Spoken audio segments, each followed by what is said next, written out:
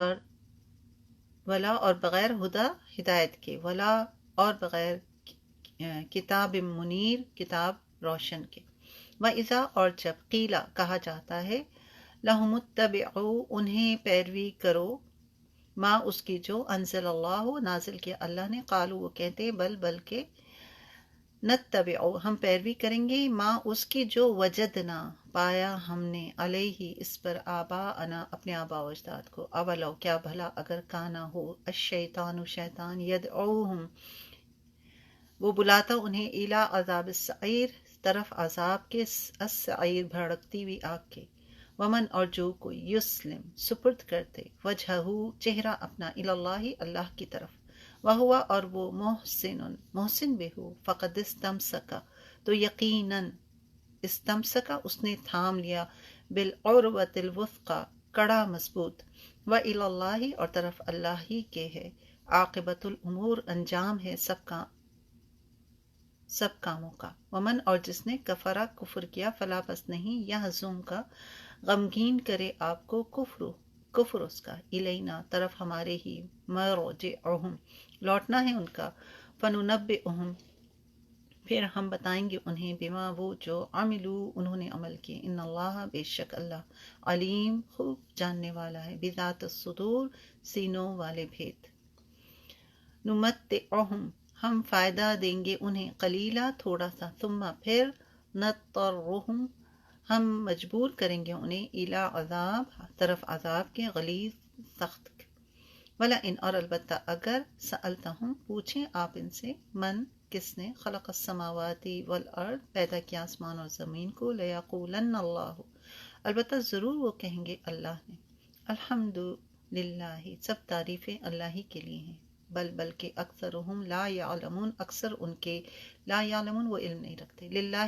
اللہ ہی کے لیے، ما جو کچھ فی السماوات والارض آسمانوں میں اور زمین میں ہے، ان اللہ بے شک اللہ هو الغنی غنی الحمید بے شک اللہ وہی ہے بہت بے نیاز، الحمید خوب تعریف کرنے والا، ولو اور اگر انا بے شک ما جو بھی فی الارض زمین میں، من شجرت درخت ہیں، اقلام قلمیں ہیں، والبحر اور سمندر یعنی سیاہی ہو، یمدہ بڑھائیں اس کو، من بعدہ بعد اس کے، سبعۃ سات ابحر اور سمندر، ما نہیں، نفدت ختم ہوں گی، کلمات اللہ کلمات اللہ کے، ان اللہ بے شک اللہ، عزیز حکیم زبردست حکمت والا ہے، خوب حکمت والا ہے، ما نہیں، خلقکم پیدا کرنا تمہارا، ولا اور نہیں، بعثکم دوبارہ اٹھانا تمہارا، الا مگر،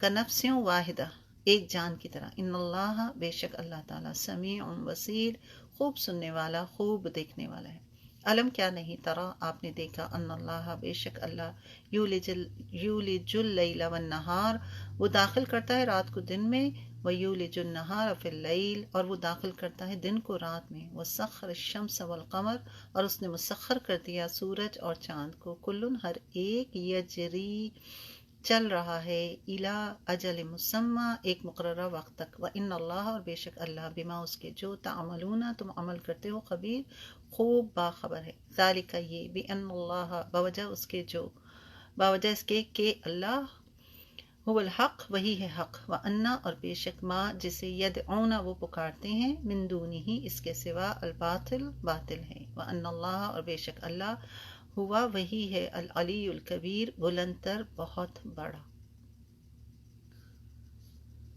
چلیے ان آیات کی تلاوت سنتے ہیں۔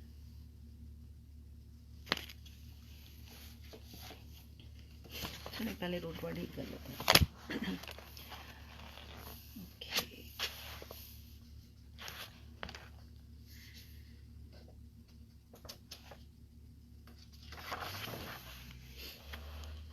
اوکے آیت نمبر 20 میں دیکھیں آپ، ازبغ سین با اور غین پورا کرنے کے معنی میں آتا ہے، ظاہرہ ظہر سے ہے، ظاہا اور را یعنی ظاہر ہونا، کھلا ہونا، اشکار ہو جانا، اور بالکل واضح، ظہر کی نماز کا وقت بھی کیسا ہوتا ہے نا، بالکل واضح ہوتی ہے ہر چیز، روشنی بہت زیادہ ہوتی ہے اس وقت۔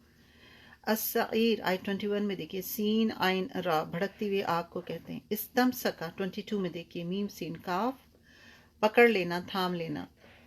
بالعروتی، عین را واو حلقے کو کہتے ہیں، ہر وہ چیز جس سے پکڑ کر لٹکایا جائے. اور 22 میں دیکھیے آپ، الوثقا واو تا قاف مضبوط. 24 میں دیکھیے نترو دواد را را مجبور کرنا. اور 27 میں دیکھیں یمدہو میم دال دال بڑھا دینا، ٹھیک ہے نا، سیاہی کے لیے بھی آتا ہے. 27 ہی میں ہے نفدت نون فا دال ختم ہو جانا. یولج 29 میں دیکھیے واو لام جیم داخل کرنا. ٹھیک ہے، اچھا اب انشاءاللہ ہم آگے تلاوت کے لیے بڑھتے ہیں.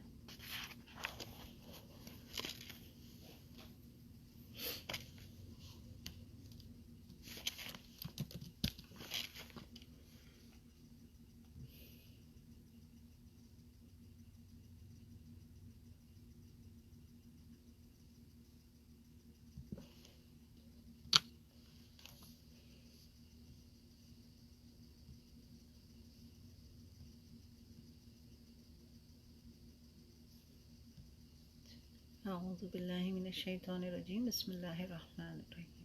ألم تروا أن الله سخر لكم ما في السماوات وما في الأرض وأسبغ عليكم نعمه ظاهرة وباطنة ومن الناس من يجادل في الله بغير علم ولا هدى ولا كتاب منير وإذا قيل لهم اتبعوا ما أنزل الله قالوا بل نتبع ما وجدنا عليه آباءنا أولو كان الشيطان يدعوهم إلى عذاب السعير ومن يسلم وجهه إلى الله وهو محسن فقد استمسك بالعروة الوثقى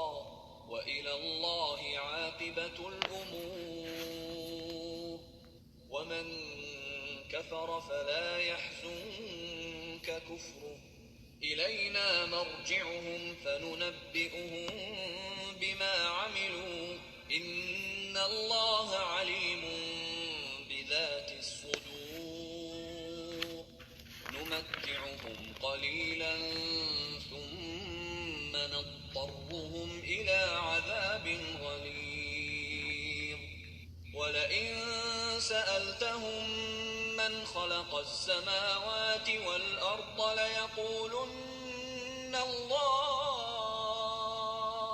قل الحمد لله بل أكثرهم لا يعلمون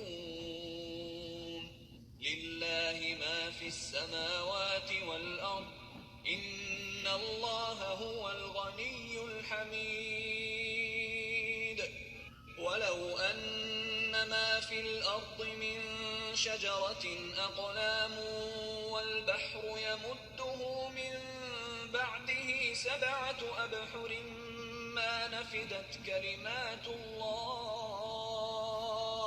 إن الله عزيز حكيم الله هو الحق وأن ما يدعون من دونه الباطل وأن الله هو العلي الكبير. اچھا اب آپ کی جو یہ سورہ ہے اس میں آپ کے اتنے زیادہ آج کے اس میں نئے ورڈز آئی تھنک بالکل بھی نہیں ہیں، ٹھیک ہے. اچھا اس کے علاوہ یہ کہ اس کی آپ کے 4 آیات بس رہ گئی ہیں، تو یہ 4 آیات ہم اگلے ویک میں اگلی کلاس میں کمپلیٹ کریں گے. لیکن آپ سب کا ابھی سے ہوا کہ میں پہلے سے بتا دوں کہ اس پوری صورت پہ آپ نے غور و فکر کرنا ہے اور اس کو پوائنٹس میں بیان کرنا ہے آپ، ٹھیک ہے. یہ 4 آیات میں نے اسی لیے چھوڑی ہیں تاکہ آپ ہم اس پوری صورت کا اگلی کلاس میں ریویو کریں کہ اس میں کیا کیا سبق کی بات ہے، عمل کی بات ہے، کیا آپ نے سوچا ہے، آپ کس طرح اپنے لیے اس کو لیتے ہیں، دوسروں کے لیے لیتے ہیں، ٹھیک ہے نا. تو اس پوری سورہ پہ آپ نے بہت غور و فکر کرنا ہے، تدبر کرنا ہے. اوکے، سو یاد رکھیے گا انشاءاللہ. یہ آپ کا ہوم ورک ہے، تو اگلی کلاس میں ہم وہ 4 آیات کو مکمل کر کے اور پھر پوری سورہ سے گو تھرو ہوں گے مل کے، اور ہر کوئی پارٹیسپیٹ کرے گا اس میں، ٹھیک ہے؟ اور باقی رہ گئے جو آن لائن لوگ ہوں گے وہ لوگ بھی اپنا حصہ جو ہے ڈالیں گے ضرور، جب آگے کے ایڈوانس کورس میں آگے کے ان کا کلاس ہوگی جو آن لائن کرتے ہیں، تو ان کا کام یہ ہوگا کہ وہ اپنے پوائنٹس لکھ کر شیئر کریں گے، ٹھیک ہے؟ تو جو لائیو والے ہیں وہ تو بول کے کریں گے، لیکن جو جہاں ریکارڈنگ چل رہی ہے وہاں انشاءاللہ وہ لوگ اپنا حصہ اس طرح سے ڈالیں گے، ٹھیک ہے؟ ریڈی ہیں آپ سب لوگ نا؟ ریڈی رہیں گے؟ کیونکہ یہ سورہ لقمان جو نا اس پہ بہت تفصیل اور ڈیٹیل کے ساتھ بات ہو سکتی ہے، لیکن یہ ہے کہ ظاہر ہے ایک لمٹ ہوتی ہے ہر چیز کی، ہم اتنا زیادہ ٹائم لگا نہیں سکتے اس میں۔ تو یہ ہوم ورک جو یہاں پر موجود ہیں انہوں نے تو کرنا ہی ہے، جو نہیں موجود ہیں ایبسنٹ ہیں آپ میں سے کوئی غیر حاضر ہے تو پلیز اپنے ساتھی کو خود بتا دیجیے گا انشاءاللہ۔ جزاکم اللہ خیر۔ چلیے آگے بڑھتے ہیں تفسیر کی طرف انشاءاللہ۔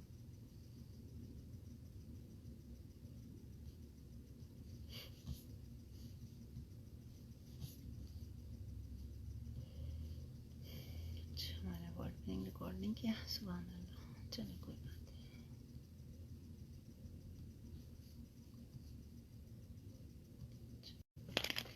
نحمد ونصلی علی رسولہ الکریم، اما بعد فاعوذ باللہ من الشیطان الرجیم، بسم اللہ الرحمن الرحیم، رب اشرح لی صدری ویسر لی امری واحلل عقدۃ من لسانی یفقهوا قولی، رب زدنی علما رب زدنی علما، اللہم فقہنا فی الدین، اللہم فقہنا فی الدین، اللہم انی اسألک علما نافعا وعملا متقبلا ورزقا طیبا، اللهم انفعنا بما علمتنا وعلمنا ما ينفعنا وزدنا علما، آمین ثم آمین یا رب العالمین۔ انشاءاللہ آج ہم لیسن نمبر 318 کریں گے، جز آپ کا 21 ہے سورہ لقمان کی، آیت نمبر 20 سے 20 سے پڑھیں گے انشاءاللہ۔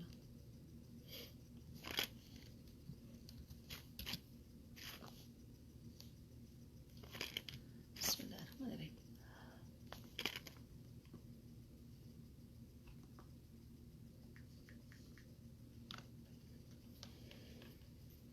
الم تروا ان اللہ سخر لکم ما فی السماوات وما فی الارض، الم تروا، کیا تم دیکھتے نہیں ہو؟ یعنی اللہ رب العزت نے بندوں کو اپنی نعمتیں ایکچولی یہاں پر یاد دلائیں۔ اب پچھلی آیت میں، پچھلے رکوع میں جو آپ نے پڑھا تھا کہ حکیم لقمان نے کچھ نصیحتیں بیان کی تھی نا، اور ان نصیحتوں میں جو پہلی بات تھی وہ کیا تھی؟ توحید تھی، اس پہ استقامت کے ساتھ رہنا، والدین کا ذکر تھا، ان کے ساتھ کیسے تعلق رکھنا ہے، مسلمان ہیں نہیں مسلمان ہیں تو کیسے تعلقات رکھنا ہے، نہیں منکر کرنا ہے، مصائب پر صبر کرنا ہے، غرور و تکبر سے بچنا ہے، زمین پر اتراتے ہوئے نہیں چلنا ہے نا، یہ ساری چیزیں جو ہے آپ نے پڑھی تھی، ان سب کا تعلق جو تھا کس سے تھا؟ اخلاقی تعلیمات پر ہے، اور بہت ہی پیش قیمت جو نا، بہت ہی اہم ترین یہ نصیحتیں ہیں جو حکیم لقمان نے اپنے بیٹے کو کی تھی۔ اب اس کے بعد اللہ تعالیٰ یہاں پر جو ہے، اب اسی سمجھے نا کہ کیونکہ وہاں پر توحید اور شرک اس طرح کی بات ہوئی تھی، اب اسی زمن میں اللہ تعالیٰ نے جو ہے توحید کے بعض عقلی دلائل جو ہے وہ پیش کیے جا رہے ہیں، اور ایسے بیان کیا جا رہا ہے، الم ترا، کیا تم نے دیکھا نہیں، کیا تم دیکھتے نہیں ہو، کیا تم غور و فکر نہیں کرتے ہو، ہے نا؟ یعنی دیکھنے کی تو دیکھیں دو قسمیں ہوتی ہیں نا، ایک بس ایک انسان اپنی آنکھ سے دیکھتا ہے اور ایک انسان اپنے دل سے بھی دیکھتا ہے۔ دل کی بھی ایک آنکھ ہوتی ہے یا نہیں؟ ایک دل کی بھی آنکھ ہوتی ہے نا، تو قلبی آنکھ سے مراد یہ، کیا تم نے غور و فکر نہیں کیا، یعنی اس چیز کو اپنے دل میں جگہ نہیں دی کہ اللہ تعالیٰ نے ہر چیز کو مسخر کر رکھا ہے، جیسا کہ اس آیت میں فرمایا جا رہا ہے ان اللہ سخر لکم ما فی السماوات، یقیناً اللہ نے تمہارے کام میں لگا دیا، کس کو؟ جو کچھ آسمان میں، یعنی اللہ نے تمہارے کام میں لگایا ہوا ہے آسمان کی تمام چیزوں کو، سب تمہارے فائدے کے لیے مسخر کر دیے گئے۔ آسمان کو مضبوط چھت بنا دیا گیا ہے، سورج کو انسانوں کے کام میں لگا دیا گیا، اس سے روشنی ملتی ہے، حرارت ملتی ہے، واٹر سائیکل جو ہے وہ ہوتا ہے، بارش کا برسنا اسی سلسلے کی ایک کڑی ہے۔ چاند ہماری خدمت میں لگے ہیں، سورج ہماری خدمت میں لگے ہیں، چاند کی روشنی جس سے کتنے ہی پھلوں میں مٹھاس پیدا ہوتی ہے، ستارے جن سے ہم ہمیں راستوں کی رہنمائی ملتی ہے، رائٹ؟ تو تسخر کا مطلب یہ تسخیر کر دیا نا، یہ جو بات آ رہا ہے ان اللہ سخر لکم، تمہاری خدمت میں لگا دیا، تو تسخیر ہو گیا۔ تسخیر کا مطلب فائدہ اٹھانا، جسے اللہ تعالیٰ نے آسمان اور زمین کو ایسے اصولوں کا پابند بنا دیا ہے کہ وہ ہمارے ہی لیے مفید ہے اور انسان ان سے فائدہ اٹھا رہا ہے۔ بعض نے کہا تسخیر کا مطلب تابع بنانا بھی ہے، یعنی انسان زمین کی بہت سی مخلوقات کو اپنا تابع بنا لیتا ہے، یعنی اپنا غلام بنا لیتا ہے، رائٹ؟ اور ان سے فائدہ اٹھاتا ہے۔ ایسے ہی ہے نا، کچھ بھی اٹھا لیں، چرند پر، ایون اللہ نے انسان کو ایسا شعور دیا نا کہ وہ شیر جیسے خطرناک جانور کو بھی تسخیر کر لیتا ہے، اس کو بھی پنجڑے میں بند کر دیتا ہے اور اپنا محتاج بنا دیتا ہے۔ کھانا دے تو وہ کھائے گا ورنہ بھوکا رہ جائے گا۔ انسان جو اس کی بہترین غذا ہے، رائٹ، وہی انسان، وہی اس کی غذا جو بنی ہوئی ہے، جو وہ بڑے شوق سے کھاتا ہے، وہی اس کو قید کر لیتا ہے۔ تو تسخیر کائنات کا مطلب کیا کہ ایک تو یہ کہ کائنات کی ہر چیز انسان کی خدمت میں لگی ہوئی، زمین، سمندر، پانی، ہوائیں، پہاڑ، چاند، سورج، ستارے، موٹی موٹی اشیاء جو آپ کو گنوائی جا رہی ہیں، رائٹ؟ اور ان کے انسان کا خادم ہونے کا ثبوت یہ کہ اگر ان میں سے ایک چیز بھی نہ ہو تو انسان زندہ نہیں رہ سکتا، مگر انسان کے بغیر ان چیزوں میں سے کسی کا کچھ بھی نہیں بگڑتا، ٹھیک ہے؟ ایک تو یہ مطلب ہوا۔ دوسرا مطلب یہ کہ زمین میں جتنی بھی اشیاء موجود ہیں، خواہ وہ جمادات ہوں، نباتات ہوں، حیوانات ہوں، اللہ نے انسان کو اتنی عقل فرما دی ہے کہ وہ ان میں سے جس کو چاہے اپنے قابو میں کر سکتا ہے۔ سمجھ میں آ رہی بات آپ کو؟ یعنی دو معنی ہوئے تسخیر کائنات کے، اور ان دونوں کو بہت اچھے طریقے سے سمجھیں آپ۔ ایک تو یہ کہ کائنات کی ہر چیز انسان کی خادم ہے اور انسان مخدوم ہے، لیکن یہ ساری چیزیں جو ہے نا، ان میں سے اگر کوئی ایک چیز بھی نہ ہو تو انسان کے لیے زندہ رہنا بھی مشکل ہو جائے گا، ٹھیک؟ لیکن دوسری طرف یہ بھی ہے کہ اللہ نے انسان کو اتنی عقل دی ہے کہ اگر انسان چاہے تو ان سب کو ان سب سے فائدہ اٹھا سکتا ہے، اور اٹھا رہا ہے۔ اتنے بڑے بڑے پہاڑ ہیں لیکن اس سے فائدہ اٹھاتا ہے انسان، سمندر ہے اتنا بڑا سمندر، فائدہ اٹھاتا ہے انسان اس سے، رائٹ؟ سورہ القصص آیت 72-73 میں بھی آتا ہے، فرمایا کہ آپ فرمائیں کیا تم نے دیکھا کہ اگر اللہ تعالیٰ تم پر قیامت کے دن تک ہمیشہ کے لیے دن ہی کر دے تو اللہ کے سوا کون ہے جو تمہیں رات لا دے جس میں تم سکون حاصل کرو؟ تو کیا تم دیکھتے نہیں ہو کہ اس نے اپنی رحمت سے تمہارے لیے رات اور دن بنائے تاکہ تم اس سے سکون حاصل کرو اور تاکہ تم اس کے فضل میں سے تلاش کرو اور تاکہ تم شکر کرو۔ سورہ یونس آیت 5 اور 6 میں بھی یہی بات ہو رہی ہے۔ وہی ہے جس نے سورج کو تیز روشنی اور چاند کو نور بنایا، اس کی منزلیں مقرر کی تاکہ تم برسوں کی گنتی اور حساب معلوم کرو۔ اللہ نے یہ سب کچھ نہیں پیدا کیا مگر حق کے ساتھ۔ وہ ان لوگوں کے لیے نشانیاں کھول کر بیان کرتا ہے جو علم رکھتے ہیں۔ یقیناً رات اور دن کے اختلاف میں اور آسمانوں اور زمین میں اللہ نے جو کچھ پیدا کیا ہے، اس میں ان لوگوں کے لیے نشانیاں ہیں جو ڈرتے ہیں۔ اور آگے کیا فرمایا آیت کیا اگلا حصہ کیا ہے؟ وما فی الارض، اور جو کچھ زمین میں، یعنی زمین کے صحرا، دریا، پہاڑ، سمندر، درخت، کھیت، معدنیات، باغات، زمین کے جانور، پرندے، مچھلیاں، کتنی نعمتیں، سب کچھ، یہ سب کس کے لیے؟ انسان کے لیے بنائے گئے، رائٹ؟ اور یہی بات آپ کو یاد ہوگا سورہ بقرہ میں ہم نے پڑھا تھا آیت 29 میں، هو الذی خلق لکم ما فی الارض جميعا ثم استوى الى السماء فسواهن 7 سماوات۔ وہی ہے جس نے تمہارے لیے سب کچھ پیدا کیا جو کچھ زمین میں، پھر اس نے آسمان کی طرف توجہ دلائی، اس کو درست کیا۔ آگے فرمایا وَأَسْبَغَ عَلَيْكُمْ نِعَمَهُ ظاہرتاً و باطناً، اور اس نے اپنی کھلی اور چھپی نعمتیں تم سے پوری کر دی۔ یعنی ظاہری نعمتیں وہ ہیں جن کو ہم حواس خمسہ کے ذریعے محسوس کرتے ہیں نا، دیکھنا، سونگنا، سننا، چھونا، ٹھیک ہے نا، اور ان کا تعلق ہماری مادنی زندگی اور معاشیات سے، اور یہ بھی لاتعداد ہیں۔ اور باطنی سے مراد وہ نعمتیں جن سے ہماری اخلاقی تربیت ہوتی ہے، یعنی روح کا تزکیہ ہوتا ہے، اور وہ بھی لاتعداد ہے۔ ان کا ذریعہ معلومات سے مراد وہ نعمتیں جن کا تعلق دونوں سے، مثلا آنکھ سے ہم دیکھتے ہیں، اور یہ آنکھ جو ہے وہ اللہ کی بہت بڑی نعمت ہے، رائٹ؟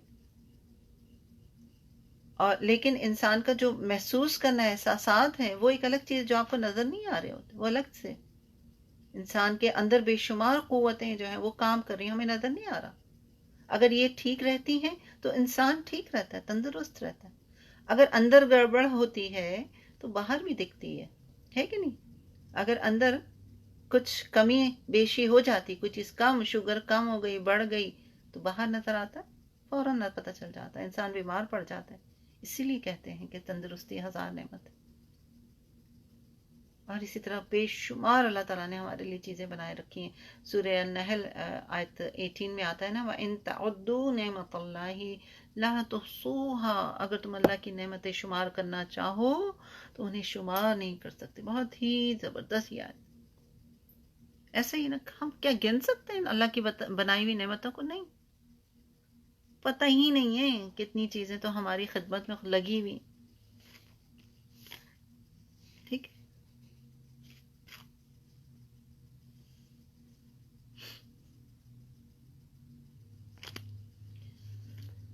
مسلم کی روایت ہے، فرمایا کہ جس نے نعمتیں عطا کی ہیں اس منعم سے محبت کرو، اس کا شکر ادا کرو، اس کی نعمت کو اس کی نافرمانی میں صرف نہ کرو، اس کی اطاعت کے کاموں میں نعمتوں کا استعمال کرو. مسلم کی روایت ہے 7430. رائٹ؟ یعنی آپ دیکھیں نا، جس نے دیا ہے، جس نے عطا کیا، جس نے زندگی دی، جس نے شکل صورت دی، اسکن دی، کیا کیا چیزیں انسان گن سکتا ہے؟ گن ہی نہیں سکتا. گنتے گنتے تھک جائے گا، لیکن اللہ کی نعمتیں نہیں ختم ہو. اپنی باڈی کو ہی لے لیں، اسی پہ شکر ادا کرتے کرتے رہ جائیں، لیکن اللہ کی نعمتیں نہیں ختم ہو سکتی. ہم تھک جائیں گے، مر جائیں گے، کھپ جائیں گے، لیکن نعمتیں نہیں ختم ہوں گی. کاؤنٹ ہی نہیں کر سکتے.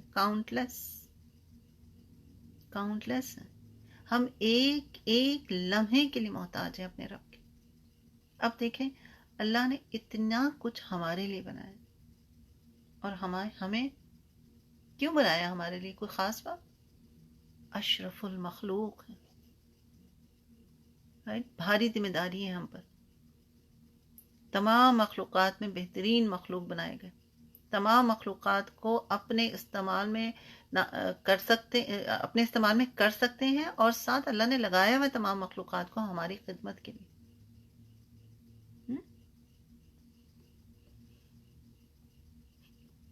آگے فرمایا وَمِنَ النَّاسِ، اور لوگوں میں سے کوئی، یعنی اللہ کی ظاہری اور باطنی نعمتیں پانے والے ایسے بھی ہیں جو شکر ادا نہیں کرتے.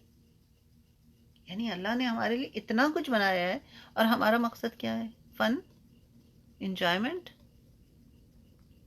جیسے چاہو جیو؟ نہیں. میرا جسم میری مرضی؟ نہیں. کیا انسان دھوکے میں ہے نا ایکچولی. اللہ اکبر. وہ سمجھتا ہے میرا جسم ہے، میری مرضی، میں جیسے چاہوں اس کو ہینڈل کروں.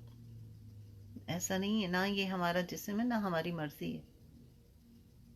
ایکچولی اللہ کی عطا کردہ ایک امانت ہے میرے اور آپ کے پاس، اور اس کو استعمال کرنا ہے اللہ ہی کے بتائے ہوئے طریقوں پر. ورنہ یہی جسم جس کو انسان اس دنیا میں کہہ رہا ہوتا ہے میرا جسم میری مرضی، یہی جسم ہمارے خلاف خود گواہی دے گا.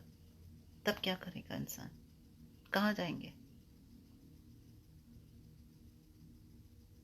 وَمِنَ النَّاسِ، اور لوگوں میں سے کوئی، مَن یُجَادِلُ فِی اللَّہِ، جو اللہ کے بارے میں جھگڑا کرتا ہے. یعنی جو اللہ کے بارے میں جھگڑتے ہیں تاکہ جو کچھ رسول لے کر آئے وہ اس حق کا انکار کر دیں، یعنی اللہ کی عبادت کو ٹھکرا دیں، عبادت کی دعوت کو قبول نہ کریں. وہ اللہ کی توحید کا انکار کرنے والے لوگ ہیں. بغیر علم. کیسے انکار کرتے ہیں؟ بغیر علم کے. یعنی ان کا جو جھگڑا ہے نا، اس کے پیچھے کوئی معقول وجہ ہی نہیں، کوئی معقول وجہ نہیں. بغیر علم کے بس جھگڑے چلے جا رہے. اگر علم کے ساتھ جھگڑا ہوتا تو ان کے حال پر چھوڑ دیا جاتا. ولا ہدا، اور بغیر کسی ہدایت کے. یعنی ان کا جھگڑا ہدایت کی بنیاد پر نہیں ہے. اور اگر ہدایت کی بنیاد پر ہوتا تو ہدایت یافتہ لوگوں کی بات مانی جاتی ہے اور ان کے پیچھے چلا جاتا ہے. ولا کتاب منیر، اور بغیر کسی روشن کتاب کے. یعنی مطلب کیا ہوا ساری بات کا؟ کہ ان کا جھگڑا، کفار کا جھگڑا، کسی حق کو واضح کرنے والی کتاب پر مبنی نہیں تھا. ان کا جھگڑا صرف اور صرف اپنے آباء و اجداد کی تقلید پر بیسیکلی تھا. اور ان کی جو تقلید وہ کر رہے تھے وہ بھی کیا تھی؟ بے سروپا. نہ تو وہ خود ہدایت یافتہ تھے، نہ ان کے آبا و اجداد ہدایت یافتہ. وہ خود بھی گمراہ تھے، ان کے آبا و اجداد جو تھے وہ خود بھی گمراہ تھے، اور اپنی نسلوں کو بھی انہوں نے گمراہ کیا. اللہ رب العزت فرماتے ہیں نا سورہ حج میں کہ اور لوگوں میں سے ہے جو اللہ کے بارے میں بغیر علم کے جھگڑا کرتا ہے اور ہر سرکش شیطان کے پیچھے چلتا ہے. اور آپ کو یہ تو چلیں کفار کی بات ہو رہی ہے، آپ کو کبھی شاید واسطہ پڑا ہو یا کبھی اپنا ہی انسان وقت شاید یاد کرے کہ بلا وجہ دوسروں سے بحث کرنا جبکہ علم نہیں ہے. اور ایسے بہت لوگ آپ کو زندگی میں ملتے ہیں. ایسے لوگوں سے بہت اجتناب کرنا چاہیے، دور رہنا چاہیے، جن کے پاس علم کی کمی ہے اور وہ جھگڑا کرتے ہیں، ٹھیک ہے، بحث کرتے ہیں. یعنی حتی الامکان کوشش کرنی چاہیے کہ ایسے لوگوں سے دور رہیں، کیونکہ جس کے پاس علم نہیں ہے اور وہ بحث بھی کر رہا ہے تو پھر اس کی جو بحث ہوتی ہے نا وہ ایکچولی صرف اور صرف اپنی بات منوانا مقصد ہوتا ہے اور کچھ بھی نہیں. کیونکہ جو صاحب علم ہوتا ہے وہ علم کی بنیاد پر بحث کرتا ہے، بات کرتا ہے، اور جب اس کے سامنے بات کلیئر ہو جاتی، واضح ہو جاتی ہے تو پھر وہ اس کو ایکسیپٹ کرتا ہے، جیسے کہ صحابہ کرام کرتے تھے. ان میں بھی اختلافات ہوتے تھے، کوئی بڑی بات نہیں، لیکن جب واضح ہو جاتی تھی بات تو پھر وہ بھی اس کو ایکسیپٹ کر لیتے تھے. پھر سمعنا وأطعنا کرتے تھے اللہ کے آگے. جب تک بات نہیں سمجھ میں آئی تو بات کو سمجھنے کی کوشش کی، جب بات سمجھ میں آ گئی، بات کلیئر ہو گئی، تو بحث برائے بحث نہیں ہونا چاہیے. تو یہ جو تھے یہ بھی کیا تھے؟ محض اپنی انا کا مسئلہ بنا رکھا تھا، محض اللہ تعالیٰ کے لیے، اس کتاب کے لیے، پیغمبر سے لڑا کرتے تھے بغیر علم کے. ٹھیک ہے.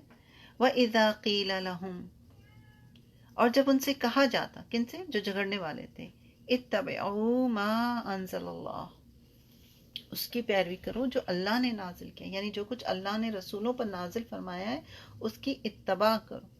قالوا، انہوں نے کہا، یعنی وہ اس دعوت کی مخالفت کرتے ہوئے کہنے لگے، بل نتبع ما وجدنا علیہ آباءنا، بلکہ ہم اسی چیز کی پیروی کریں گے جس پر ہم نے اپنے باپ دادا کو پایا. یعنی وہ کہتے ہیں کہ اگر ہم باپ دادا کے طریقے نہیں چھوڑ سکتے ہم تو اس کی پیروی کریں گے.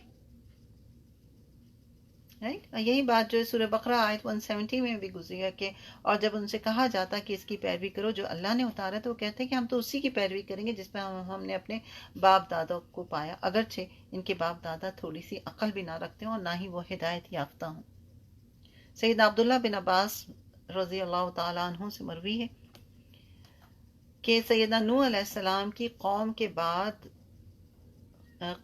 بت ہی بعد میں عرب میں پوجے گئے، اور اس میں کئی انہوں نے جو ہے مختلف نام بتائے، جیسے ود، دوملتا جندل میں بنی کلب کا بت تھا، سوا بنی حزل کا، یغوث بنی مراد کا، اور مراد کی شاخ بنی غطیف کا، جوادی جرف میں قوم سبا کے پاس جو کہ قوم سبا کے قریب تھے، یا اوق بنی ہمدان کا بت تھا، اور نصر حمیر کا بت تھا. رائٹ. اور جوز والکلع کی آل میں سے یہ تھے. اور یہ سیدہ نوح علیہ السلام کی قوم کے بعض نیک آدمیوں کے نام ہیں ایکچولی. جب وہ فوت ہو گئے تو شیطان نے ان کے دل میں یہ بات ڈالی کہ جہاں وہ حضرات بیٹھا کرتے تھے وہاں ان کے بت بنا کے رکھ دیے جائیں اور ان کے وہی نام رکھ دو جو ان کے بزرگوں کے تھے. سو انہوں نے ایسے ہی کیا، تاہم اس وقت ان بتوں کی پوجا نہیں کرتے تھے وہ، لیکن بعد ازاں جب وہ لوگ فوت ہو گئے اور علم مٹ گیا تو لوگ ان کی پوجا کرنے لگے. بخاری کی روایت ہے 49:20. ایکچولی جب ان بزرگوں کا انتقال ہو گیا، اور آپ دیکھتے ہیں نا ہم خود بھی محسوس کرتے ہیں کہ کچھ لوگوں کے ساتھ بیٹھو تو ایمان میں اضافہ ہو جاتا ہے نا. کچھ لوگوں کی صحبت ایسی ہوتی ہے کہ ان کی محفل میں، ان کی مجالس میں جہاں اللہ کا ذکر ہو رہا ہوتا ہے تو آپ فیل کرتے ہیں کہ ایمان جو ہے بڑھ گیا. اور کچھ لوگ مجلس میں ایسے ہوتے ہیں کہ الگ بات ہوتی ہے نا، وہ اپوزٹ ہی ہو جاتا ہے. تو جب ان کے بزرگ کا انتقال ہوا تو انہوں نے کیا سوچا، میں اس کو آسان لفظوں میں بیان کر رہی ہوں آپ کے لیے، کہ میں نے سوچا کہ چلو وہ تو ہے نہیں، ان کے بت بنا لیتے ہیں تو ہمیں ایک احساس رہے گا، ایک تقویت رہے گی کہ جی یہ ہمارے ساتھ ہے. تو پہلی نسل جس نے وہ بت بنایا تھا اس نے تو پھر کیا کیا کہ انہوں نے کہا مطلب انہوں نے پوجا تو نہیں کی اس بت کی، لیکن ہاں واقعی انہوں نے ایسا ہی کیا کہ اس بت سے انہوں نے فائدہ اٹھایا، کہ ان کو لگتا تھا، ان کی فیلنگ ہوتی تھی. ایک انسان جذباتی تعلق جیسے ہوتا ہے نا، جیسے ہوتا ہے نا کسی کا انتقال ہو جائے کسی عزیز کا، تو کوئی چیز اس کی نشانی آپ کے پاس ہو تو آپ اس کو سنبھال کے رکھتے ہیں، ہے نا، اس کو پوجنے نہیں لگتے، اس کو سنبھال کے رکھتے ہیں. کیوں؟ محبت ہوتی ہے آپ کو اس سے، حالانکہ اس چیز کی کوئی حیثیت نہیں ہوتی، بہت ہی حقیر، کم تر یا قیمتی بھی ہو، even whatever it is, اصل اہمیت ہوتی ہے اس فرد کی.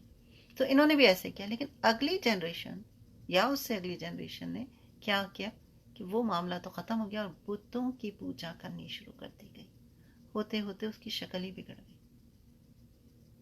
اب اسی کو آپ کنیکٹ کریں، میں یہاں پر تھوڑی سی بات کو لمبی کروں گی، اسی کو آپ کنیکٹ کریں کہ میرے بچے خود اسلامی اسکول میں پڑھتے رہے ہیں، تو پہلے سال جب وہ لوگ تھے وہاں پر تو اسکول میں فل فلیج جیسے حج نہیں ہوتا ہے، پورا کا پورا حج کروایا گیا، اور پورے اسکول میں جو ہے بچوں کو الگ الگ جگہ، یہ منا ہے اور یہ جمرات ہے، یہاں پتھر مارے جا رہے ہیں، اور یہ کعبہ ہے اس کا طواف کیا جا رہا ہے. اور مجھے خود اپنا ٹائم یاد ہے کہ میں بڑی امپریس تھی. اور بچوں سے گھر میں آ کے بات کریں، اس وقت آئی تھنک حج نہیں کیا تھا، تو بچوں سے گھر میں آ کے بات ہو رہی ہے تو بچے پورا بتا رہے ہیں، اور میں تو بڑی امپریس کی کہ کتنا زبردست یہ طریقہ ہے نا بچوں کو یاد کروانے کا، سارے سٹیپس بتانے کا. تو لیکن پھر سنا کہ اگلے سال نہیں کیا گیا، اور مختصر یہ کہ جب اس کی تہ میں گئے تو پتہ چلا کہ انہوں کہ منع کر دیا گیا بیکاز آف دس، یہ جو میں نے ابھی آپ کو بتوں والی بات بتائی.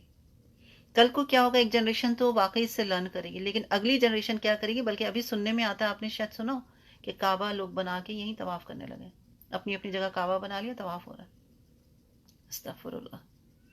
تو برائی جو ہے نا ایسے جڑ پکڑتی ہے، اس لیے بہت احتیاط کرنے کی ضرورت ہے.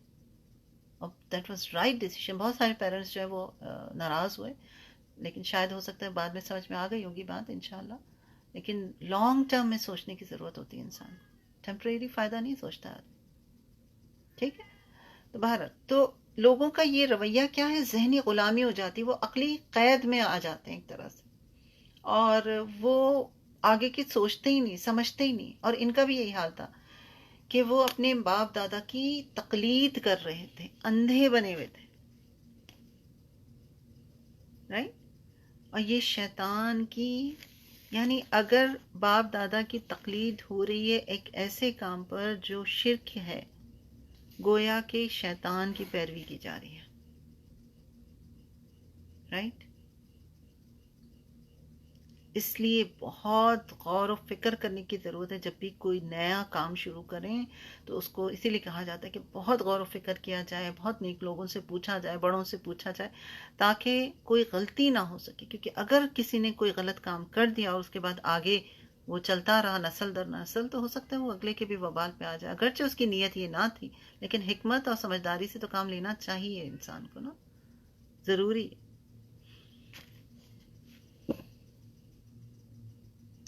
اولو کان الشیطان یدعوہم الی عذاب السعیر، اور کیا اگرچہ شیطان انہیں بڑکتی ہوئی آگ کے عذاب کی طرف بلا رہا ہے، یعنی وہ پھر بھی اپنے باپ کی تقلید کریں گے، باپ دادا کی تقلید کریں گے. اگرچہ باپ دادا نے شیطان کی آواز پہ لبیک ہی کیوں نہ کہا ہو، وہ انہیں بھڑکتی ہوئی آگ کی طرف لے کے جا رہے ہیں تو یہ پھر بھی انہی کے پیچھے چلیں گے.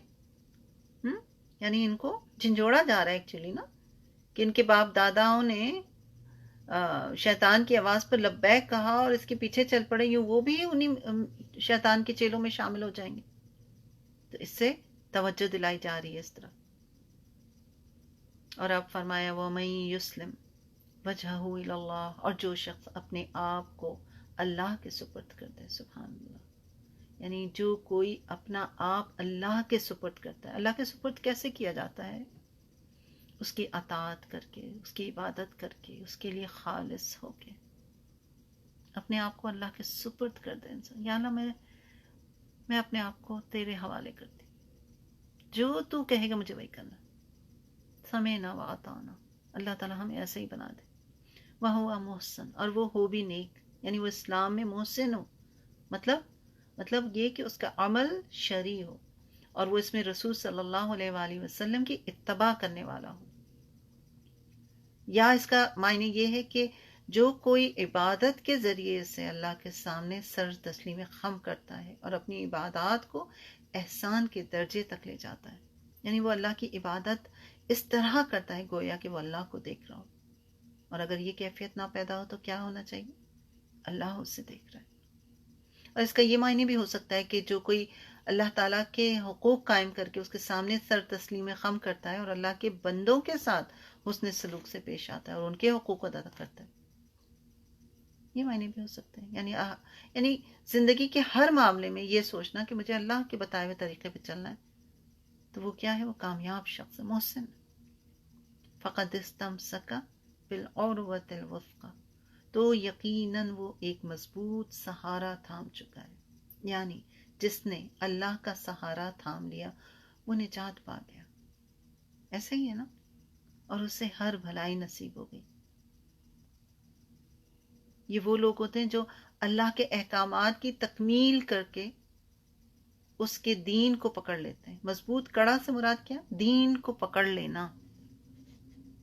یہ جو ہے نا کڑا جو ہے نا بالعروۃ الوثقی، مضبوط کڑا، مضبوط حلقے کی تعریف جو ہے اللہ تعالیٰ نے خود ہی یہاں پر بیان کر دی. یعنی جو شخص اللہ کے احکام کے آگے سر تسلیم خم کرتا ہے، نیک اعمال کرتا ہے، شریعت پر چلتا ہے، یعنی اس شریعت پر عمل پیرا ہونا، یعنی شریعت پر چلنا، ایسے مضبوط حلقے یا کڑے کو تھامنا ہے جو اپنی مضبوطی کی وجہ سے ٹوٹنے والا نہیں ہے. مقصد یہ سمجھ میں آئی بات؟ آپ دین پر چل رہے ہیں تو آپ کبھی نہیں ٹوٹیں گے. اچھا آپ سرسری بات کرو نا، ایک نیا آدمی ایک دم سے آ کے یہاں پر بیٹھ جائے تو وہ کہے گا کہ جی دین پہ جو لوگ چل رہے ہوتے ہیں وہ تو بڑی مشکلات میں ہوتے ہیں اور ان کے ساتھ تو بڑے مسائل اینڈ دس اینڈ دیٹ، پتہ نہیں ایک لمبی کہانی سنا دیں گے. اور ہوتا بھی نو ڈاؤٹ. مقصد یہ ہے کہ وہ ان کے اندر استقامت ہوتی ہے، وہ جمے رہتے ہیں کیونکہ انہوں نے اللہ کے دین کو تھاما ہوا ہوتا ہے، ایک مضبوط حلقے کو، کڑے کو تھاما ہوا ہوتا ہے. لہذا جو شخص اسے مضبوطی سے پکڑے گا بالعروۃ الوثقی، تو اس کو کوئی خطرہ نہیں ہے، اسے کہیں چوٹ نہیں لگے گی. کیونکہ بالآخر کیا ہے؟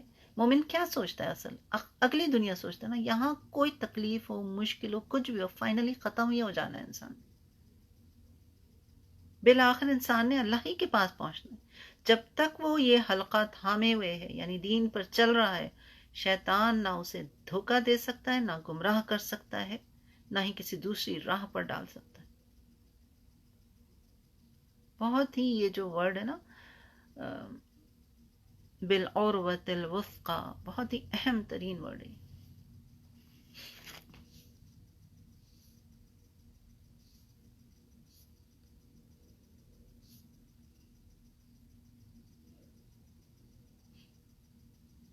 اور آپ دیکھیں تو اس میں جو ایک بات شروع جو کی ہے اس آیت میں، وَمَن يُسْلِمْ وَجْهَهُ إِلَى اللَّهِ، اور جو شخص اپنا چہرہ اللہ کے آگے جھکا دے. رائٹ؟ چہرے کا ذکر یہاں پر کیا گیا کیونکہ چہرہ انسان کا معزز ترین عضو ہے. چہرے سے انسان کی پہچان ہوتی ہے نا. ظاہری طور پر اس کا سر اور اس کا چہرہ شامل ہے. چنانچہ اللہ کے سامنے عاجزی کے اظہار کے لیے اسی حصہ جسم کو زمین پر رکھ کر سجدہ کرایا جاتا ہے. اس میں موجود کیا کیا ہے؟ دماغ ہے موجود، رائٹ؟ اور انسان کی شکل و صورت ہے جس کی وجہ سے وہ ممتاز اعلیٰ ہے. تو فرمایا کہ جس نے اپنے چہرے یا ذات کو اللہ کا تابع کر دیا اور نیکی پر چلتا رہا اور بالعروۃ الوثقی، اس کڑے کو تھامے رہا، وہ کامیاب ہو گیا. یہ کڑا چھوٹ تو سکتا ہے مگر ٹوٹ نہیں سکتا. یعنی مطلب کیا؟ انسان کبھی کمزور ضرور پڑ سکتا ہے لیکن اگر اس کو پکڑ کے رکھے گا تو وہ چلتا رہے گا. حضرت عبداللہ بن सलाम रज़ी अल्लाह ताला अन्हु की रिवायत में आता है कि उन्होंने ख्वाब देखा कि वो किसी ऊंची सतून पर चढ़े हैं और कड़े को हाथ में थाम लिया है। जब उन्होंने ये वाक़या आप सल्लल्लाहु अलैहि वसल्लम की खिदमत में अर्ज़ किया तो आपने फरमाया कि तुमने मजबूत कड़े को पकड़ लिया है, तुम अहले जन्नत में से हो। नहीं? यही बात आप सूरह बकरा में गुजर चुकी है कि जो शख्स अल्लाह ताला पर ईमान लाया उसने गोया मजबूत कड़े को पकड़ लिया जो टूटेगा नहीं। तो फरमाया कि जिसने अपने आप को अल्लाह का ताबे कर लिया, यानी और इसमें अंबिया हमेशा पेश पेश रहे और इब्राहिम अलैहिस्सलाम के बेशुमार वाक़यात भी आते हैं और अंबिया के वाक़यात हमें मिलते हैं। तो करने का काम क्या है? दीन को मजबूती से थामना। और वो कैसे थाम सकते हैं आप? कुरान के बगैर मुमकिन नहीं है, अच्छे और नेक साथियों के बगैर मुमकिन नहीं है। जब तक आपको ऐसी गैदरिंग, ऐसा माहौल, ऐसी मजालिस नहीं मिलेगी, इंसान के लिए आसान नहीं है हिदायत पर चलना। राइट? चलिए आगे देखते हैं। और जो शख्स अपना चेहरा अल्लाह के आगे झुका दे और नेकुकार हो तो उसने यकीनन एक मजबूत हल्के को थाम लिया और सब कामों का अंजाम तो अल्लाह ही की तरफ है। गोया हर शख्स का गोल क्या होना चाहिए? आखिरत, आखिरत, आखिरत और सिर्फ आखिरत। हर काम के पीछे, कोई काम करें तो उसके पीछे मकसद अल्लाह को राजी करना है, कोई किसी काम से रुकें तो उसके पीछे अल्लाह को राजी करना है।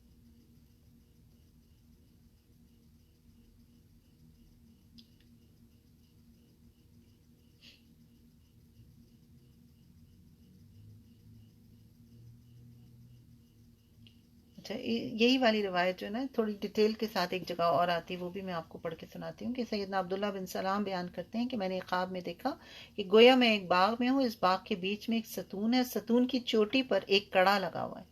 मुझसे कहा गया इस पे चढ़ जाओ। मैंने कहा मैं नहीं चढ़ सकता। फिर एक खादिम ने आकर मेरे कपड़े मेरे पीछे से उठाए तो मैं चढ़ गया और ऊपर जाकर कड़ा मजबूती से पकड़ लिया। मैं उसे पकड़े ही हुए ही था कि मेरी आंख खुल गई। बाद अज़ा मैंने ये ख्वाब आपसे बयान किया सल्लल्लाहु अलैहि वसल्लम, तो आपने फरमाया बाग तो इस्लाम का है और सतून इस्लाम का सतून है और कड़ा उर्वतुल वुस्का है, यानी मजबूत कड़ा है। तुम मजबूती के साथ इस्लाम को पकड़े रहोगे यहाँ तक कि तुम्हें मौत आ जाए। राइट?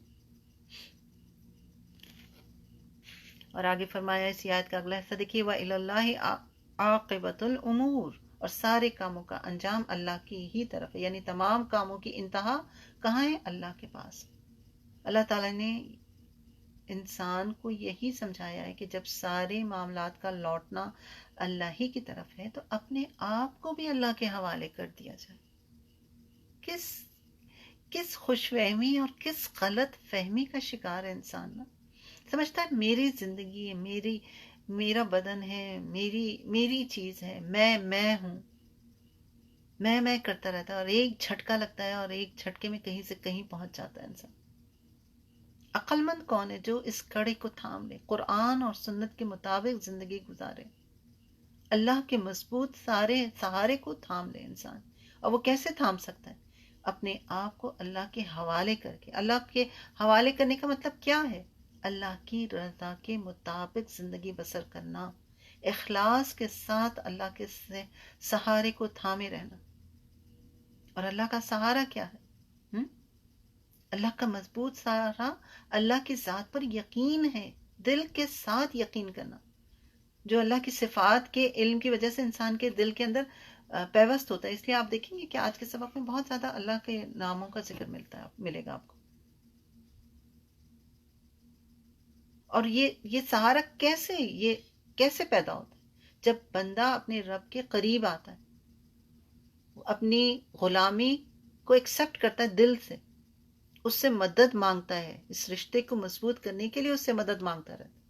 जितना ज्यादा बंदगी का रंग इस इंसान पर गहरा होता चला जाता है, इतना ही इंसान का रब्त अपने रब से मजबूत होता चला जाता है। अब देख लें, हम सब अपने आप को जायजा ले लें, कितना हमने अपने रब से ताल्लुक रखा हुआ है, कितना जोड़ा हुआ है, कितनी आप उस पर तवक्को और यकीन और तवक्कुल रखती हैं। अगली आयत में फरमाया, वमन कफर फला यहज़ुनका الکفر، اور جس نے کفر کیا تو اس کا کفر آپ کو غمزدہ نہ کرے. یعنی اگر کافر اللہ تعالیٰ کو، اس کی شریعت کو نہیں مانتے تو نبی صلی اللہ علیہ وآلہ وسلم کو کہا جا رہا ہے کہ آپ غمزدہ نہ ہو. آپ نے دعوت و تبلیغ کا تو فرض ادا کر دیا، آپ اللہ کے ہاں اجر کے مستحق ہو گئے. جان لیں اگر ان کے اندر بھلائی ہوتی تو اللہ تعالیٰ انہیں ضرور ہدایت دیتا. تو اس سے کیا بات پتہ چلی کہ ضرور بالضرور کوشش کرنی چاہیے دوسروں کو اس طرف لانے کی، لیکن ایک خاص حد تک. آپ کی کوشش کے باوجود اگر کوئی اس طرف نہیں آ رہا تو وہ پھر اس کا معاملہ اللہ پر چھوڑ دینا چاہیے. ٹھیک ہے. الینا مرجعہم، ان سب کو ہماری ہی طرف لوٹنا ہے. یہ اگر بات انسان کو سمجھ میں آ جائے نا تو یقین جانیں کہ ہم سب کی زندگی سدھر جائے. یہ احساس اگر ہر وقت رہے، جب کیونکہ دیکھیں نفس ہے نا، ہم ایک حالت میں تو کبھی بھی نہیں رہتے نا، کبھی اپ اینڈ ڈاؤن، ایمان کا لیول بھی اپ اینڈ ڈاؤن ہوتا رہتا ہے نا. لیکن جب نفس کسی بری چیز پر اکسائے تو اس وقت انسان کو یہ یاد دلانا چاہیے، اپنے نفس سے کہنا چاہیے اے نفس تجھے فائنلی تو اللہ ہی کی طرف لوٹنا ہے. تو دوسرے کو تو دھوکہ دے سکتا ہے لیکن اللہ کو نہیں دے سکتا، اسے تو جواب دینا ہے، تو سدھر جائے گا. آگے فرمایا فَنُنَبِّئُهُم بِمَا عَمِلُوا، پھر جو کچھ انہوں نے کہا ہم انہیں بتا دیں گے. رائٹ، یعنی ان کے کفر اور حق کے معاملے کے درمیان جو دشمنی چل رہی ہے، رسولوں کو جو اذیت پہنچاتے ہیں، اللہ کے نور کو بجھانے کی جو کوششیں کرتے ہیں، وہ سب کچھ سے اللہ تعالیٰ آگاہ ہیں، باخبر ہیں. ان اللہ علیم بذات الصدور، اللہ تعالیٰ سینے کے بھیدوں کو خوب جانتا ہے. ایسی یہ بات ہوتی نا کہ انسان کا شعور جو نا وہ بیدار ہو جاتا ہے. وہ تو میرے دل کے اندر کی سوچوں کو اور خیالات تک کو بھی جانتا ہے. اب پھر جب انسان کو اس بات کا یقین ہو جائے کہ میرا اللہ مجھ سے پوچھے گا، مجھے جواب دے گا، تو پھر دل میں اگر کوئی غلط خیال آئے گا بھی تو فوراً کیا کرے گا؟ وہ بڑھاوا دینے کا تو سوچ ہی نہیں سکتا. وہ تو فوراً استغفار، یا اللہ مجھے معاف کر، یا اللہ میری جان چھوڑا ان خیالات. بعض اوقات ہوتا ہے نا کچھ خیالات دماغ سے چمٹ جاتے ہیں، وہ بھی شیطان کے حربے ہوتے ہیں، کیونکہ وہ تو ہمیں کسی حال میں نہیں چاہتا کہ ہم سیدھے راہ پہ رہیں. تو پھر کس سے مدد مانگنے کی ضرورت ہے؟ جو سب سے بڑا ہے، جس نے شیطان کو پیدا کیا ہے. اس کا جب سہارا، اس کا جب کڑا پکڑیں گے تو کیا ہم نقصان میں رہ سکتے ہیں؟ نہیں. سوچنے کی بات ہے نا. دیکھیں جب کوئی مشکل ہوتی ہے تو انسان کس کو، سپوز اگر کسی کو کوئی فائنینشلی مسئلہ ہو تو وہ کس کے پاس جاتا ہے؟ کسی غریب کے پاس نہیں، وہ پھر ان لوگوں کو ڈھونڈتا ہے جن کے پاس مال ہے، ان سے ہیلپ لیتا. تو ایسے بادشاہ ہے اللہ، تو ایسا بادشاہ ہے جو بادشاہوں کا بادشاہ ہے، لہٰذا اس سے اپنا تعلق جو ہے وہ مضبوط کرنا ہے. تو اللہ تعالیٰ نے فرمایا فَنُنَبِّئُهُم بِمَا عَمِلُوا، اس سے یہ احساس دلایا جا رہا ہے کہ جو وہ عمل جو تم آج کر رہے ہو وہ اس دنیا کا نہیں ہے.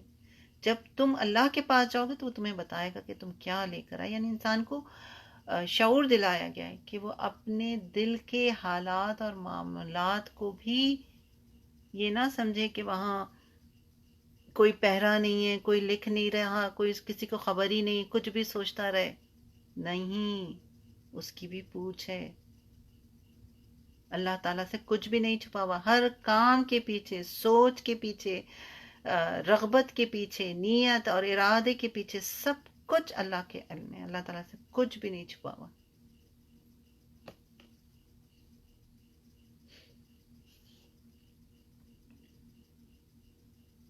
نمتعہم قلیلا، ہم انہیں بہت تھوڑا سا سامان دے رہے ہیں. یعنی ہم کافروں کو دنیا میں تھوڑا سا سامان دیں گے تاکہ وہ اپنے گناہوں میں اضافہ کر لیں. مقصد جو ہے نا اس کا یہ ہے.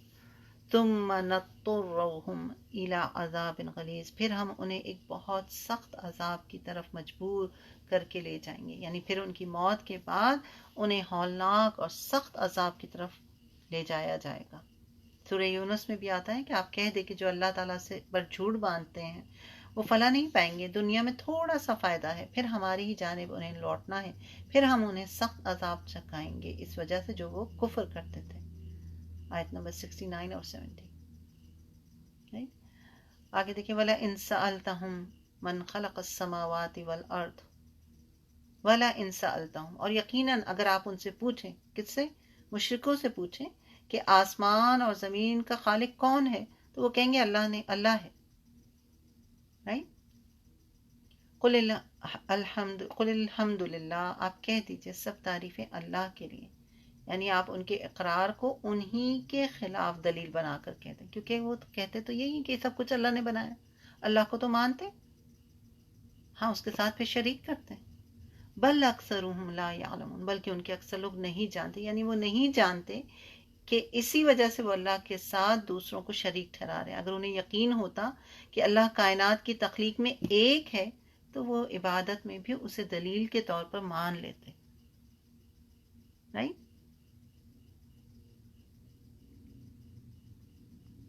للہ ما فی سوری بل اکثرهم لا یعلمون، اس سے مراد کیا ہے کہ اکثر لوگ یہ نہیں جانتے کہ اللہ کے جاننے اور اعتراف کرنے کی وجہ سے حجت جو ہے وہ قائم کی جائے گی. رائٹ. یعنی وہ اللہ کو مانتے تو ہیں لیکن جو ساتھ میں شرک کر رہے ہیں یہ ان کا اصل گناہ ہے اور اس کی وجہ سے وہ پکڑے جائیں گے. یعنی وہ اللہ کو مان رہے ہیں، یہ ان کے لیے حجت بن گئی نا بات، کہ ایسا تو نہیں کہ تم اللہ کو نہیں مانتے. للہ ما فی السماوات والارض، اللہ ہی کے لیے جو کچھ آسمانوں اور زمین میں ہے. یعنی ساری کائنات اللہ کی ہے، اسی نے تخلیق کی، وہی مالک ہے، لہٰذا عبادت کا بھی وہی مستحق. یعنی اللہ تعالیٰ نے اپنی وسعت اوصاف کے نمونے کے طور پر ان آیتوں کا ذکر فرمایا تاکہ وہ اپنے بندوں کو اپنی معرفت، محبت اور دین میں اخلاص کی دعوت دیں. right؟ ان اللہ هو الغنی الحمید، اور یقیناً اللہ تعالیٰ بڑا بے نیاز، بے حد خوبیوں والا. یعنی اللہ تعالیٰ اپنی ذات میں، اپنی صفات میں قابل تعریف ہے. اس کی صفات کیا ہے؟ مکمل ہے. اس کے احکامات مکمل ہیں. وہ دنیا اور آخرت میں اپنے بندوں پر جو چاہے جیسے چاہے کر سکتا ہے. مالک ہے وہ. اللہ تعالیٰ غنی ہے. یہاں پر ان کی ایک تعریف کیا ہوئی؟ غنی. غنی یعنی اپنے بندوں کی عبادت سے بے نیاز ہے. اسے کوئی فرق نہیں پڑتا کہ کوئی اس کی عبادت کرے نہ کرے. بارہا ہم یہ بات پڑھ چکے ہیں کہ ساری دنیا بھی کرتی رہے تب بھی فرق نہیں، نہ کرے تب بھی فرق نہیں پڑتا. اور الحمید ہے، یعنی ساری خوبیوں والے، ہر تعریف اسی کے لیے، ساری ثنا اس کے لیے.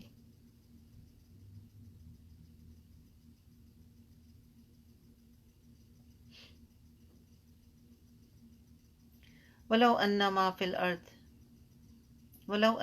الارض من شجرۃ اقلام، اور اگر واقعتاً روئے زمین کے تمام درختوں کی قلم بن جائیں، پین بن جائیں، یعنی زمین کے سارے درخت لکھنے کے لیے قلم بنا دیے جائیں تو قلم ٹوٹ جائیں گے لیکن اللہ کی باتیں نہیں ختم ہوں گی.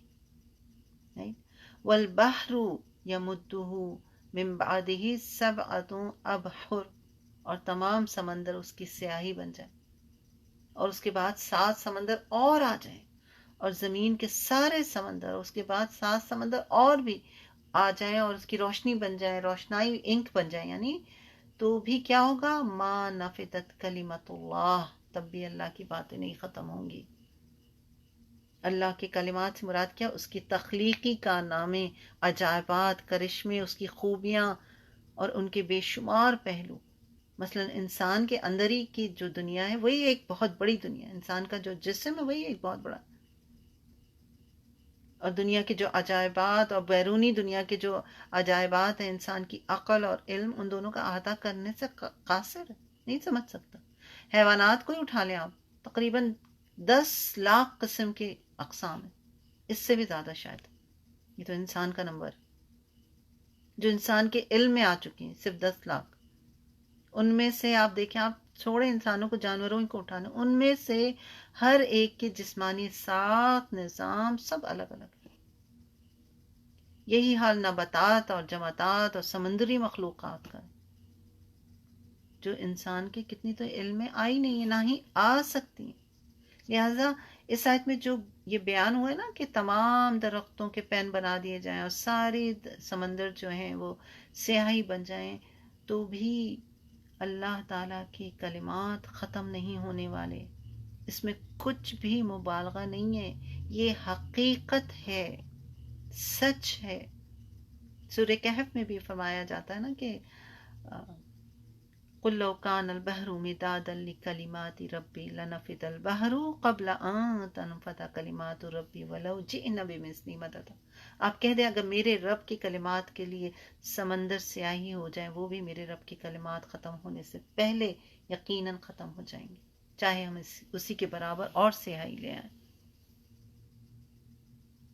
اور ہم اللہ سے نہیں ڈرتے، سوچیں کیا حال ہے نا ہمارا، اللہ ہی سے نہیں ڈر لگتا۔ کوئی کتنا بھی بولے لیکن اس کے اعمال بتاتے ہیں۔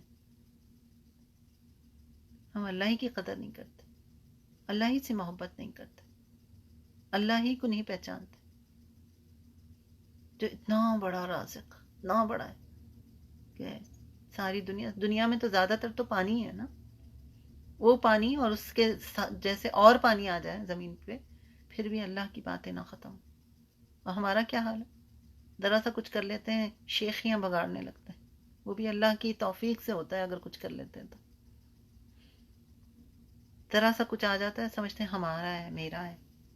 اللہ اکبر۔ تو اللہ تعالیٰ نے اپنے کلام کی وسعت کو سادگی کے ساتھ اپنے انداز میں بیان کر دیا کہ ہر ایک کو بات سمجھ آ جائے، دل کی گہرائیوں تک اتر جائے، اور انسانی عقل جو ہے حیرت میں مبتلا ہو جاتی کہ اللہ کی ذات کتنی عظیم ہے۔ اور ہم تو شاید واقعی حقیقت یہ ہے کہ ہم تو ایک رائی کے دانے کے برابر بھی نہیں ہے، ہماری حیثیت ہی کیا ہے، اوقات ہی کیا ہے۔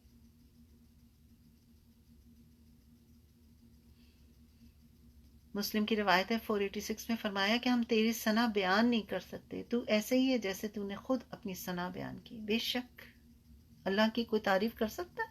کوئی کہہ دے کہ ہاں جی بہت میں نے تعریفیں کر دی، کوئی کہے کہ جی بہت شکر کر لیا میں نے اپنے اللہ کا، نا پہچانتے ہی نہیں اصل میں، ہم نہ پہچاننا چاہتے۔ ان اللہ عزیز حکیم، یقینا اللہ سب پر غالب، بڑی حکمت والا، یعنی اپنی تمام عزت و غلبے کا وہی مالک، کوئی اور مالک نہیں۔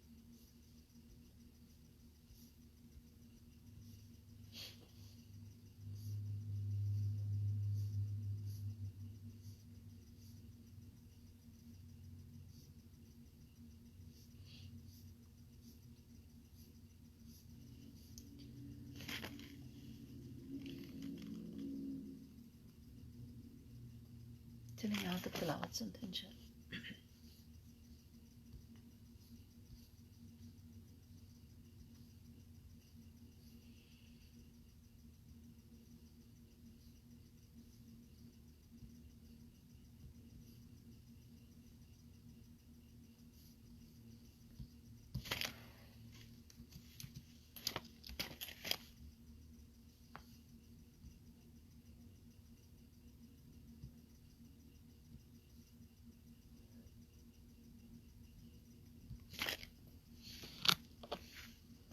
بسم اللہ الرحمن الرحیم۔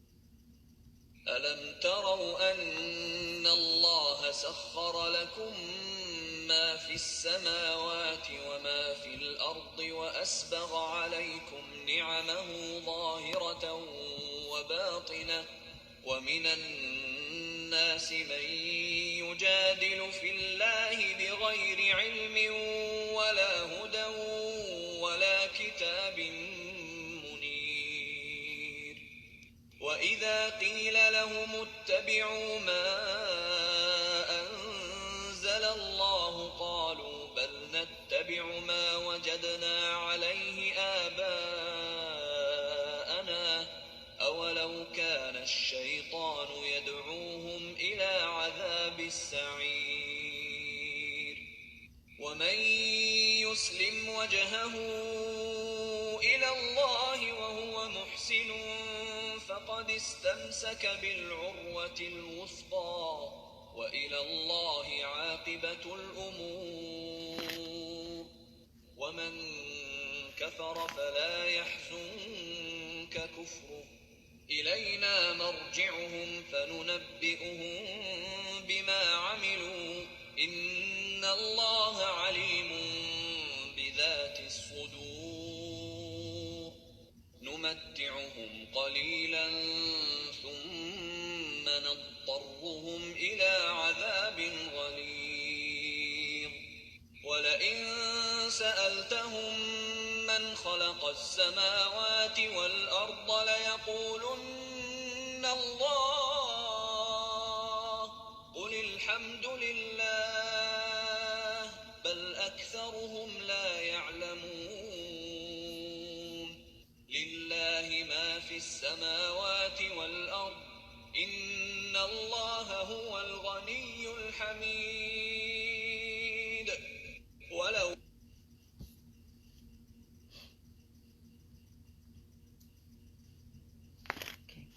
آگے بڑھتے ہیں انشاءاللہ.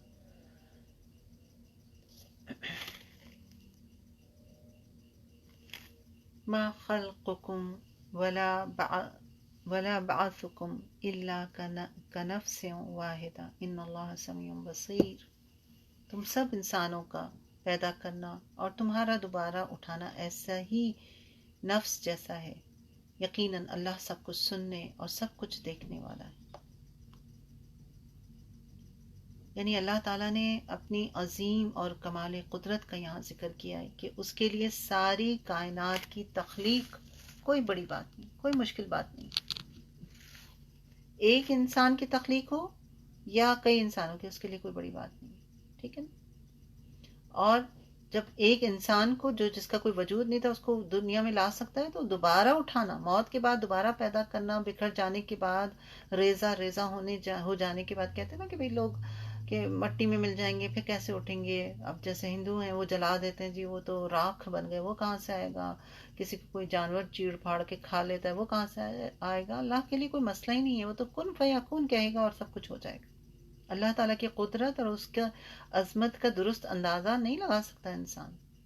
سورہ یاسین میں آتا ہے نا کہ یقیناً اس کا یہ حکم ہوتا ہے کہ جب وہ کسی چیز کا ارادہ کرے تو وہ اسے کہہ دیتا ہے کہ ہو جا، اور وہ ہو جاتی. کن فیکون. سورہ نحل آیت 38-39 میں آتا ہے کہ اور انہوں نے اللہ کے نام کی پختہ قسمیں کھائیں کہ جو مر جائے گا اللہ اسے دوبارہ نہیں اٹھائے گا. کیوں نہیں؟ یہ اس کے ذمے سچا وعدہ ہے، لیکن اکثر لوگ نہیں جانتے، تاکہ وہ ان کے لیے واضح کرتے جس میں وہ اختلاف کیا کرتے ہیں. سورہ القمر آیت 50 میں آیا اور ہمارا حکم ایک ہی بار پلک چھپکنے کی طرح ہوتا ہے. سورہ نازیات میں آتا ہے فَإِنَّمَا هِيَ زَجْرَةٌ وَاحِدَةٌ فَإِذَا هُمْ بِالسَّاهِرَةِ. چنانچہ وہ تو بس ایک ڈانٹ ہوگی، پھر اچانک ایک کھلے میدان میں ہوں گے. تو اللہ تعالیٰ سب کچھ جاننے والا ہے. ان اللہ سمیع بصیر. یقیناً اللہ تعالیٰ سب کچھ سننے اور دیکھنے والا ہے. اللہ تعالیٰ نے یہاں پر اپنی دو اہم صفات جو ہے ان کا ذکر کیا، سمیع اور بصیر، کہ اس نے پیدا کرنے کے بعد، مخلوقات کو پیدا کرنے کے بعد یوں ہی چھوڑ نہیں دیا.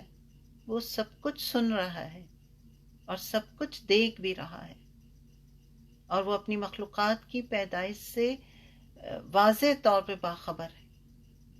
وہ ان کے اعمال کو بھی دیکھ رہا ہے، اور وہ ان سارے اعمال کا حساب کتاب رکھتا ہے اور لے گا. استغفر اللہ.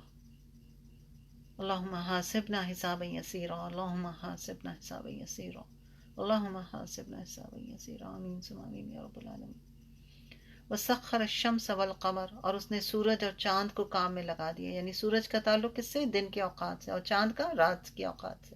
اور یہی دو سیارے ہیں جو اہل زمین کو سب سے زیادہ نمایاں نظر آتے ہیں، اور اکثر ادوار میں ان دونوں کی ہی پوجا بھی کی جاتی ہے. اور ان دونوں کو اللہ نے ایسے کام پر لگا دیا ہے جس سے وہ سرتابی نہیں کرتے.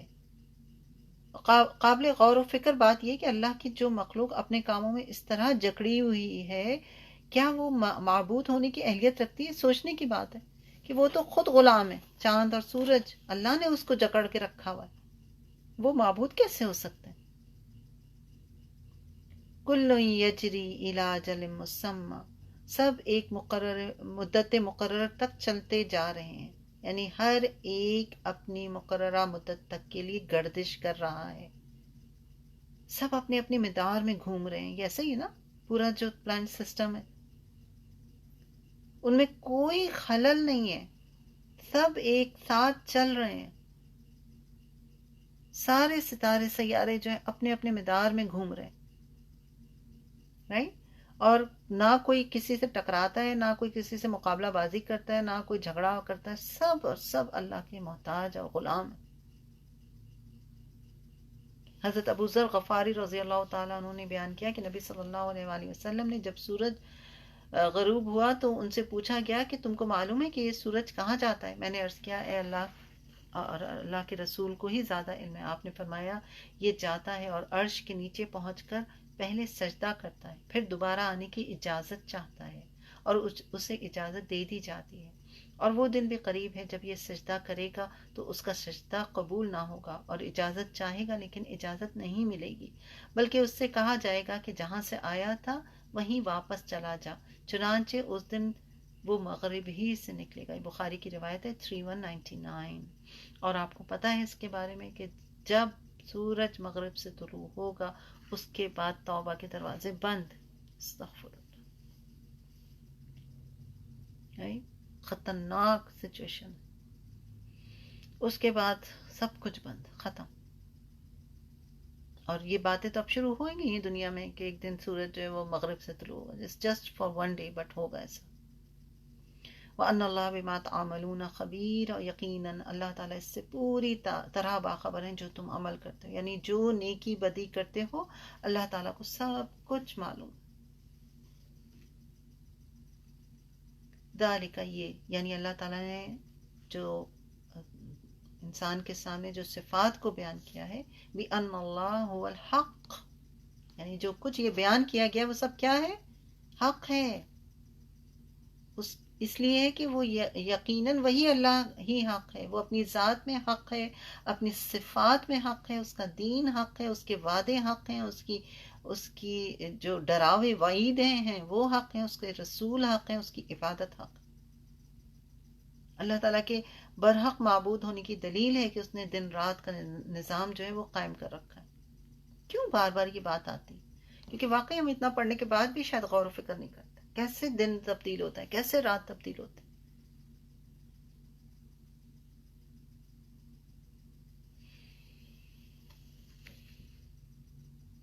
وَأَنَّ مَا يَدْعُونَ مِن دُونِهِ الْبَاطِلُ، اور یقیناً اس کے سوا جن کو وہ پکارتے ہیں وہ کیا ہے؟ باطل ہے۔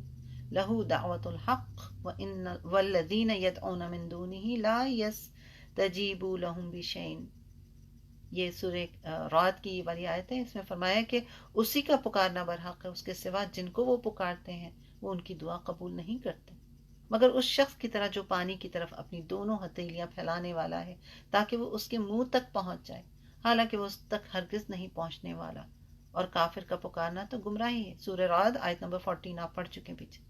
یعنی ایک شخص پانی کی طرف ہاتھ اشارہ کر کے کہے کہ تم میری پیاس بجھا دے، آ جا میری پیاس بجھا دے، تو وہ آ جائے گا کیا؟ نہیں۔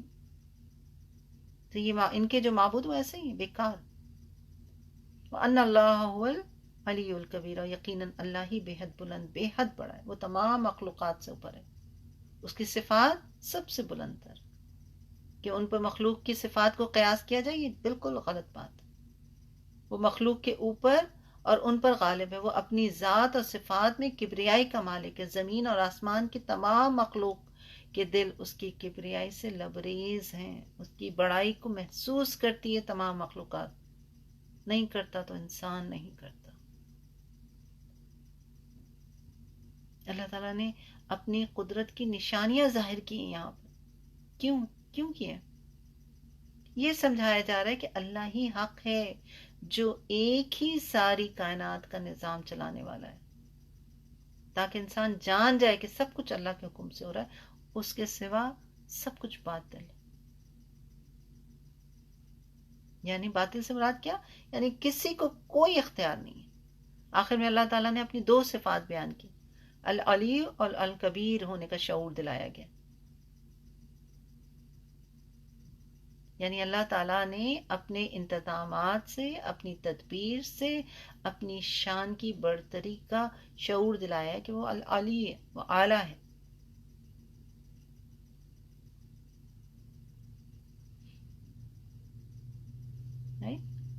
اور الکبیر یعنی اس کے سوا ہر چیز کیا ہے؟ چھوٹی ہے، فقیر ہے. الکبیر یعنی اس کے سوا ہر چیز کیا ہے؟ باطل ہے. اپنی برتری اور بڑائی کا شعور دلایا گیا ہے. اس کے سوا ہر چیز پست ہے، نہ کسی کو قدرت ہے، نہ اختیار ہے، نہ قوت ہے، نہ فیصلہ، نہ حکم. سب کچھ کیا ہے؟ صرف اور صرف اللہ رب العزت.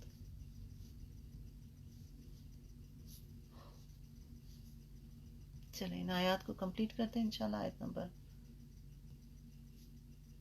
26 سے سنیے. بسم اللہ الرحمن الرحیم. لله ما في السماوات والأرض إن الله هو الغني الحميد ولو أن ما في الأرض من شجرة أقلام والبحر يمده من بعده 7 أبحر ما نفدت كلمات الله